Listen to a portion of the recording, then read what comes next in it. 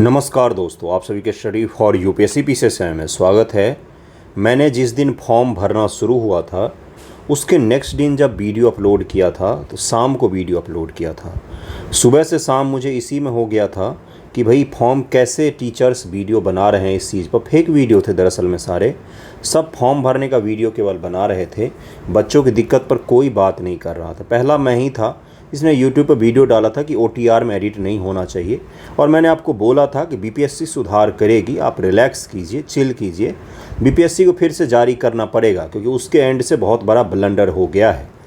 उसी के रिगार्डिंग उसने जारी कर दिया है। यहाँ पर देखिए, ये PDF हम लोग खोलते हैं जिसमें उसने बताया है, PDF में आपको दिखा दूंगा कि OTR में एडिट करने का ऑप्शन BPSC ने अब दे दिया है। उसी का PDF ही खोल रहा हूँ मैं, ऑफिशियल उसके वेबसाइट्स आपके सामने में ही डाउनलोड किया है। 70 BPSC PT एग्जामिनेशन को लेकर जो फॉर्म भरे जा रहे थे उसमें बच्चों को बहुत सारी दिक्कतें आ रही थी। मेन दिक्कत किस चीज़ को लेकर था कि पिछले साल जो हमने डॉक्यूमेंट वगैरह दिए वो एडिट नहीं हो पा रहा था, लेकिन इसमें भी थोड़ा सा भी बाकी है कद्र। मैं आपको दिखाऊंगा कि भाई क्या बाकी रह गया, ध्यानपूर्वक देखते चलिएगा। 69 BPSC फॉर्म के दौरान जिन्होंने OTR किया था उनका OTR एडिट नहीं हो पा रहा था, यानी कि डोमिसाइल किसी को चेंज करना था, किसी को EWS लगाना था, तो सारे डॉक्यूमेंट्स अपलोड नहीं हो रहे थे। आप लोग भी मैसेज कर करके मुझे परेशान हैं, मैं भी आपको मैसेज रिप्लाई कर करके परेशान हूँ। उसी के रिगार्डिंग BPSC ने अब नोटिफिकेशन जारी कर दिया है, जो मैंने आपको 3 दिन पहले ही बता दिया था कि चिंता मत कीजिए, जारी करेगा, थोड़ा धैर्य रखिए। कल से आप लोग अच्छे से फॉर्म भर लीजिएगा। फॉर्म में अब एडिट का ऑप्शन डाल दिया है उन्होंने। हाँ, लेकिन जिन्होंने लोगों ने रजिस्टर कर दिया होगा, आता है ना पहला कि भाई रजिस्टर सक्सेसफुली का आता है, उसके बाद एप्लीकेशन फॉर्म का ऑप्शन आता है आपके पास में। जिन्होंने रजिस्टर कर दिया होगा उनके पास में एडिट का ऑप्शन आया है कि नहीं आया है, इस पर संदेह है, उनका शायद एडिट नहीं हो पाएगा। ठीक है, तो देखिए यहाँ पर क्या क्या उसने बोला है।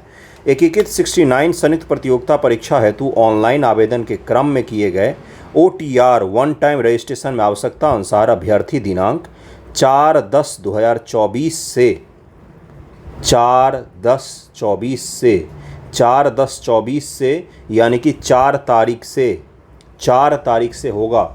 मैंने गलती से कल बोला, आज तो 1 ही तारीख को मैं ये वीडियो रिकॉर्ड कर रहा हूँ। गांधी जयंती के पश्चात होगा, 4 तारीख से होगा। तो अगर 4 तारीख से ये शुरू किया गया तो निश्चित तौर पर मानकर चलिए कि फॉर्म भरने का डेट 18 अक्टूबर तो नहीं रहने वाला है। फॉर्म भरने का डेट आगे बढ़ेगा। फॉर्म भरने का डेट आगे बढ़ेगा तो एग्ज़ाम का डेट का मुझे नहीं पता। 17 नंबर की एग्ज़ाम लेना फिर थोड़ा सा कठिन मुझे दिखाई देता है। ऐसा नहीं होना चाहिए, बच्चे बहुत दिन से मेहनत कर रहे हैं, तो मुझे लगता है फॉर्म भरने में अब देरी नहीं करनी चाहिए। देखिए क्या क्या है।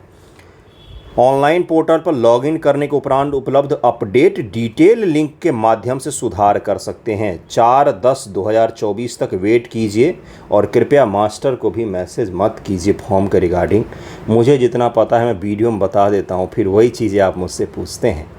4/10/2024 के पश्चात यानी कि 3 तारीख के बाद 12 बजे रात के बाद अगर आप फॉर्म भरेंगे ना तो आपका सबमिट होना शुरू हो जाएगा। वहाँ पर एडिट का ऑप्शन आएगा। ध्यानपूर्वक फिर आप यही चीज़ मुझे मैसेज करोगे, इसलिए मैं क्लियर कर रहा हूँ। 3 तारीख के रात के 12 बजे के बाद से 4/10/2024 से ऑनलाइन पोर्टल पर अपडेट डिटेल लिंक होगा। उसमें क्या क्या अपडेट कर सकते हैं। आरक्षण कोटि हेतु संबंधित प्रमाण पत्र। अब भाई आरक्षण में तो सब आ गया। EWS किसी का है, SC है, ST है, OBC है, EBC है, ये सारे आरक्षण आ गए। सारे आरक्षित वर्ग वाले आ गए भाई पहले लाइन में ही। आपका जो डिटेल एक्सपायर हो गया है कृपया यहाँ पर सावधानी पूर्वक अपडेट कर लें। अपडेट करते समय सावधानी इसलिए रखें क्योंकि BPSC या UPSC वगैरह, UPSC थोड़ा छूट भी दे देती है, BPSC बहुत क्रूर है इस मामले में। नाम के स्पेलिंग में अगर गलत हो गया तो आपको निकाल देगा एग्ज़ाम से, वो इंटरव्यू के समय पर होता है। इसलिए मैं आपको बोलूँगा ध्यानपूर्वक। इसलिए फॉर्म भरते समय 2-2 बार, रजिस्ट्रेशन करते समय 2-2 बार आपसे नाम लिखाता है, पिता के नाम भी 2 बार लिखाता है, माता के नाम भी 2 बार लिखाता है, इसी कारण से ध्यानपूर्वक। दूसरा, पत्राचार का पता, अगर किसी का एड्रेस चेंज हो गया है तो उसको भी आप अपडेट कर सकते हैं एड्रेस चेंज का। लेकिन परमानेंट एड्रेस अगर चेंज कर दिया, अगर आप बिहार से हैं तो फिर आपको नहीं मिल पाएगा। डोमिसाइल अगर आपने डाला है बिहार के हैं तो परमानेंट एड्रेस वहीं का रहना चाहिए। पत्राचार का मतलब होता है जो टेंटेटिव एड्रेस होता है उसको आप चेंज कर सकते हैं। बिहार सरकार के सेवक संबंधी विवरण, अगर बिहार सरकार के काम कर रहे हैं, सरकारी कर्मचारी हैं तो उसके संबंधी विवरण अगर है कोई आपको चेंज करना है तो वो हो सकता है। मोबाइल नंबर भी चेंज करने का इन्होंने ऑप्शन दिया। कई सारे बच्चे हैं जिनका मोबाइल नंबर क्या हो गया है, तो मोबाइल नंबर उनका चेंज हो गया है, उनका ईमेल आईडी चेंज हो गया है ना। तो अब उसके कारण से भी अब उनको दिक्कत आ रही थी, तो जिन जिन का ये समस्या था उनका ये समस्या भी सॉल्व हो गया है। अब देखिए अगला पॉइंट इन्होंने क्या बताया, निम्न जो अंकित हैं इसके लिए यहाँ पर लिखा हुआ निम्नांकित कॉलम से संबंधित सूचनाओं में उपरोक्त नहीं, ये तो चेंज करने का हो गया आपका अपडेट डिटेल के माध्यम से। इसके लिए चेंज का आपका 4 तारीख से मिलने लग जाएगा। निम्नांकित यानी कि अब इसके लिए इसको आसानी से चेंज नहीं करेगा वो। उसने ईमेल आईडी दिया है आपको और बोला है कि इस ईमेल पर अच्छा सा लेटर लिखो हमको, और एग्ज़ाम कंट्रोलर जो है वो वेरीफाई करेगा तभी निम्नलिखित वाला चेंज होगा। वो निम्नलिखित में कौन कौन सा है वो भी देखते हैं। निम्नांकित कॉलम संबंधी सूचनाओं में अपडेट करने हेतु परीक्षा नियंत्रक से अभ्यर्थी द्वारा साक्ष्य सहित पत्राचार करना होगा। आपको प्रूफ सहित आयोग को ईमेल करना पड़ेगा अगर आप निम्नलिखित को चेंज करना माध्यम से अनुरोध करना होगा। साक्ष्य की समीक्षा के उपरांत ही अपडेट करने के बिंदु पर विचार किया जाएगा। साक्ष्य की समीक्षा के उपरांत ही निम्नांकित कॉलम्स अपडेट करने का लिंक दिया जा सकता है।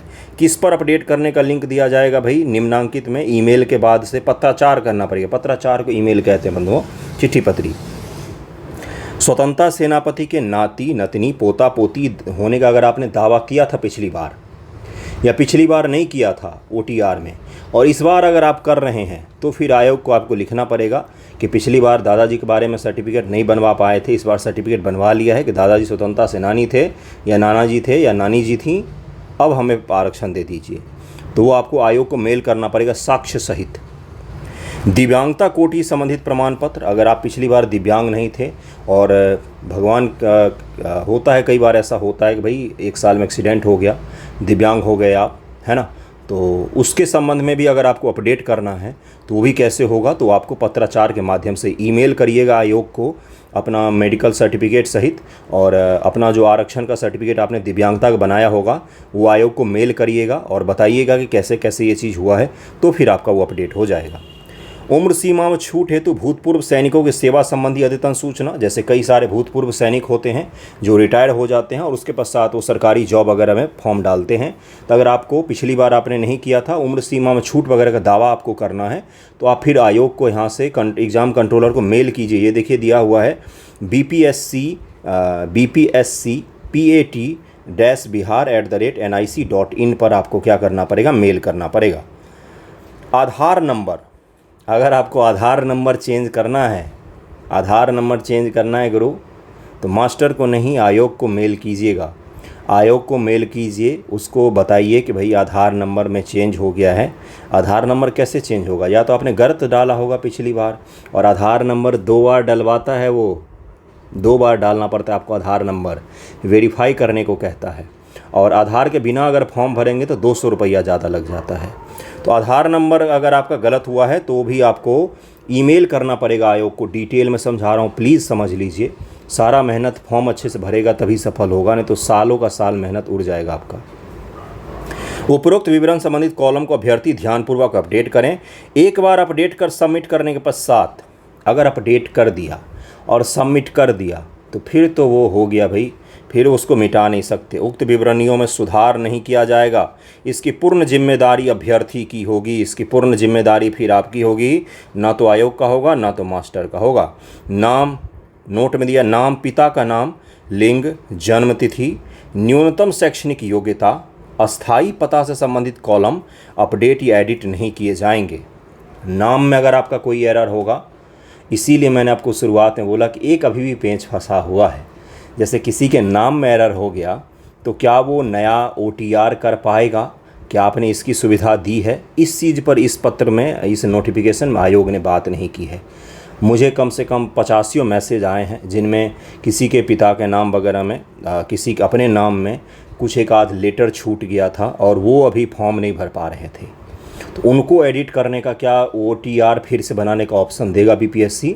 इस पर BPSC ने कुछ भी नहीं बोला है। बोलना चाहिए था उसको, क्या किसी के नाम में हो सकता है ना गड़बड़ हो जाए, जैसे मान लीजिए किसी के कुमार की जगह पर कमार लिख दिया, है ना, तो ऐसे होता है ना, एरर जल्दबाजी में होता है, और तो इसलिए उसका एडिट नहीं किया जाएगा, तो ये भी ध्यान में रखिएगा। एक मैंने आपको पेज ही बता दिया, क्या पेज है कि नया रजिस्ट्रेशन हो सकता है कि नहीं। मान लीजिए कोई बच्चा नया रजिस्ट्रेशन करना चाहे तो उसको आप ऑप्शन दे दीजिए, क्या जा रहा है, वही डिटेल फिर से भरेगा। नया रजिस्ट्रेशन कोई करना चाहता है तो उसमें आयोग का क्या जा रहा है, कुछ नहीं, उसको ऑप्शन एक और दे दीजिए, पुराना रजिस्ट्रेशन डिलीट करके नया रजिस्ट्रेशन करें, जिससे आपका डेटाबेस भी नहीं जाएगा, डिलीट भी वो खुद ही कर लेगा, है ना। तो यहाँ पर इस चीज़ की बात नहीं की गई, तो उसको ध्यान में रखिएगा। 70 बीपीएससी के लेकर अपना टेस्ट भी है, तो 25 वीडियो अवेलेबल है पेड, अगर आपको जुड़ना हो तो जुड़िएगा। शुरुआत में मैंने नहीं बताया, पिछले वाले वीडियो में भी नहीं बताया था, आज इसलिए बताया कि अगर आपको जुड़ना हो तो जुड़िएगा। मैसेज बहुत सारे बच्चे करते इसलिए बता देता हूँ। 25 वीडियो अवेलेबल हैं और पेड वीडियो हैं, 450 में आपको मिल जाएगा, और उसके PDF एक्सप्लेनेशन PDF हर चीज़ अवेलेबल है। मुझे मैसेज करिएगा, मैं आपको ऐड कर दूंगा। ये आपके लिए आ गया है, ये मैंने सबसे पहले मैंने ही बताया था आपको, कोई इस तरह का दावा नहीं है, सबसे पहले बताया, कौन सा एहसान कर लिया मैंने। लेकिन मैं आपको ये बता रहा हूँ कि ध्यानपूर्वक फॉर्म भरिएगा, पूरे ध्यान से कंसंट्रेट होकर।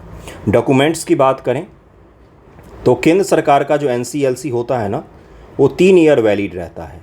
राज्य सरकार का जो NCLC होता है वो 1 ईयर वैलिड रहता है। CO सर्कल ऑफिसर और रेवेन्यू ऑफिसर से अगर आपने डोमिसाइल बनवाया होगा तो वो आपका 6 मंथ वैलिड रहता है या 1 ईयर रहता है मैक्सिमम, देखिएगा ज़रा। लेकिन SDM के यहाँ से बनवाया होगा और SDM के यहाँ से बनवाइएगा तो वो आपका लाइफ लॉन्ग रहता है। कुछ चीज़ें मैं बता देता हूँ। और जैसे कंप्यूटर साइंस इंजीनियरिंग आपने किया हुआ है, CSE हैं आप, है ना, कंप्यूटर साइंस इंजीनियरिंग, पेन नहीं चल रहा था सही से, तो क्या सारे सब्जेक्ट के नाम लिखने हैं? नहीं, वहाँ पर लिख दीजिए कंप्यूटर साइंस इंजीनियरिंग, ठीक है। अब किसी का ग्रेड CGPA का इशू है तो वहाँ पर फॉर्म में आपको ऊपर ऑप्शन दिया रहता है, ऊपर देखिएगा, ऑनलाइन पोर्टल पर देखेंगे तो वहाँ पर रहता है परसेंटेज या CGPA, उसके हिसाब से सबमिट कीजिएगा। अगर आपने CDPO और BPSC CSE दोनों क्लिक कर दिया है तो आपको 1200 रुपये जमा करना पड़ेगा फ़ी के रूप में। अगर आप जनरल कैंडिडेट हैं और बाहर के कैंडिडेट हैं तो CDPO में 12 ही सीट है, तो अगर आपका मन करे तो ही दीजिएगा, सोच समझ कर फैसला लीजिएगा, नहीं तो एक तो 1200 रुपया भी लगेगा, और CDPO के लिए एक ऑप्शनल का पेपर आपको अलग से रखना पड़ता है। ये कुछ बेसिक चीज़ें ध्यान में रखिएगा, ठीक है। उसके अलावा और क्या ध्यान में रखेंगे, जब भी फ़ोटो क्लिक करें लाइव फ़ोटो तो बैकग्राउंड क्लियर रखें, स्पष्ट रूप से वेबसाइट पर लॉगिन करते ही बिहार की BPSC की गवर्नमेंट BPSC बता रही है नोटिफिकेशन देकर कि अगर आपका फ़ोटो क्लियर नहीं हुआ तो आपका एडमिट कार्ड जारी नहीं करेंगे हम। ध्यान दीजिएगा इस चीज़ को। इसलिए फ़ोटो अगर रूम में खुद के मोबाइल से फॉर्म भर रहे हैं या टैब से फॉर्म भर रहे हैं तो इतना ध्यान में रखिएगा कि फ़ोटो क्लियर रहे। सिग्नेचर क्लियर नहीं रहेगा तो भी अपना काम थोड़ा बहुत चल जाएगा, क्योंकि सिग्नेचर भाई कई बार क्लियर नहीं होता है, लेकिन फ़ोटो क्लियर रखिएगा, क्योंकि उनको फेस मैच करना है। आपका फेस मैच नहीं हो पाएगा तो वो क्या करेंगे, आपको एडमिट कार्ड जारी नहीं करेंगे, आप परीक्षा नहीं दे पाएंगे। तो ये कुछ विशेष सावधानी ज़रूर रखिएगा। बाकी जाति प्रमाण पत्र वगैरह को मुझे जितना पता है उतना मैंने बताया है, और किसी से वेरीफाई करना हो तो वो भी कर लीजिएगा। कृपया करके डॉक्यूमेंट सही लगाएं। अगर आपका पास सर्टिफिकेट नहीं है, ग्रेजुएशन का सर्टिफिकेट नहीं मिल पाता है बिहार की यूनिवर्सिटियों से जल्दी, तो आप फाइनल ईयर का मार्कशीट, उसका सीरियल नंबर और इशू डेट लगा सकते हैं। लेकिन प्रोविज़नल कई सारे बच्चे बोलते हैं मैं लगा रही हूँ, प्रोविज़नल पर इशू डेट नहीं लिखा होता है और सीरियल नंबर नहीं लिखा होता है, जबकि फॉर्म में आपको स्पष्ट बोला गया है कि आप सीरियल नंबर डालिए और इशू डेट डाल दीजिए, और ये सारे डॉक्यूमेंट वेरीफाई होते हैं इंटरव्यू के टाइम पर। तो इंटरव्यू के टाइम पर जब वेरीफाई होता है तो वहाँ पर आप बता सकते हैं कि मेरे पास उस समय सर्टिफिकेट उपलब्ध नहीं था, जो कि बिहार में कॉमन है। 90% से ज़्यादा बच्चे बिहार के जो होंगे उनको सर्टिफिकेट नहीं मिल पाता है कॉलेज से सही समय पर, तो फाइनल मार्कशीट के आधार पर फॉर्म भरते आप भी भरिए। उनको बस ये देखना है कि आप ग्रेजुएशन कंप्लीट है कि नहीं है, आपका कंप्लीट नहीं है तो आप फॉर्म नहीं भर पाएंगे। 10th की सर्टिफिकेट अगर उपलब्ध नहीं है किसी के पास, मान लीजिए कोई ऐसा केस है, तो 10th का आप मार्कशीट लगा दीजिए, क्योंकि 10th के डॉक्यूमेंट्स का एक ही काम होता है, वो होता है डेट ऑफ बर्थ का वेरिफिकेशन। उस पर डेट ऑफ बर्थ लिखा होता है, तो डेट ऑफ बर्थ वेरीफाई करने के लिए अगर सर्टिफिकेट 10वीं का नहीं उपलब्ध है, इन केस अगर कुछ ऐसा है तो आप क्या करें, तो मार्कशीट लगा लीजिए, आसानी से आपका फॉर्म सबमिट हो जाएगा, कोई दिक्कत नहीं आएगा आपको। ठीक है, तो मैंने बता दिया है आपको, आई होप आप समझ गए होंगे। थैंक यू सो मच आप सभी का वीडियो देखने के लिए।